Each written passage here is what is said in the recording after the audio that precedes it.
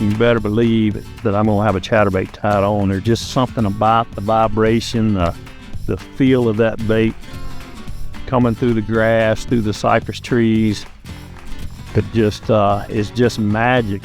And you know, a lot of the success that I've had over the years has been because of, you know, having a chatterbait in my hand. And two or three of the little tips that I could tell you guys is, number one is it's the reel. I always use like a 7.5 to 1, 7.3 to 1, something that's a little fast, something you might probably throw on a buzz baiter. But I just feel like that gear ratio plays a big part in it, just because it's a bait that you want to keep moving pretty fast and get, you know, it creates what we call reaction strikes. And it's like you don't want that fish to see it. You want it to buzz by their head and they just kind of react and go out there and get it. So very important to throw it on a higher speed reel. And also with the reel, you can kind of see how I'm doing with and kind of twitching the rod tip a little bit, but doing what I call gassing the reel as well. And that's just a little, every once in a while, just give it a little power, you know, turn, about a half of a power turn. And it just, what it does is when that bait's running, it'll make that bait dart and dive. And a lot of times that's when you'll get that bite as soon as you gas it real good, and it'll kind of flutter just for a half a second, a millisecond really. And that's normally when they'll get it. The other thing is, on a chatterbait, I always suggest is a rod, and I like a rod that's got a little bit of give to it. It's not like something you throw on a worm.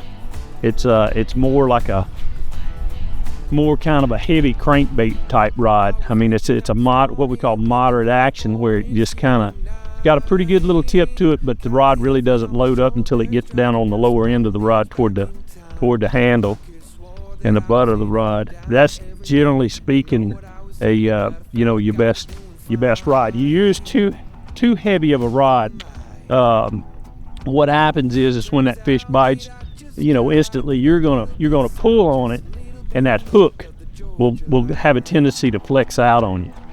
And you know, you instead of driving that hook through them, what happens is you're taking that hook, and it'll actually flex, and it just scrapes. See, like this fish here, you can get a look at him. I mean, he's got it pretty good.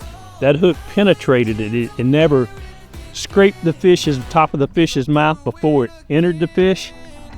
So that's what you get when you get a little medium action rod. Little post spawner there. Risky little booger. Now this is the other deal that I'll tell you guys about a chatterbait. This is a smaller version. It's all about trying to keep that bait on top of the grass. And the other one that I had, now that's a good healthy fish, probably spawned a few weeks ago. Getting back out to sorry about that. I probably should have kept that for photos later on. But you can tell. So I went to a little smaller version, 3/8 ounce, and it just, what I was doing with a 1/2 ounce, it was getting down in the grass too much. And this one just, I could feel it just ticking the top of that grass. That dude loaded up on it. The other thing is experimenting with tails. A while ago, when we were fishing, I had a paddle tail style bait on here, and I had several come up and short strike it. They just never got the bait. And you know, that was a deal that you got a big old pile of grass, and there is a bass in the middle of it. No better bait. I mean, in my opinion, there's no better bait than a chatterbait when you get around grass and you get around cypress trees. I mean, it's just money. And you know, those couple little tips right there should help you put some more fish in the boat, especially you know, the hook up to landing ratio. You know, you get a lot of bites.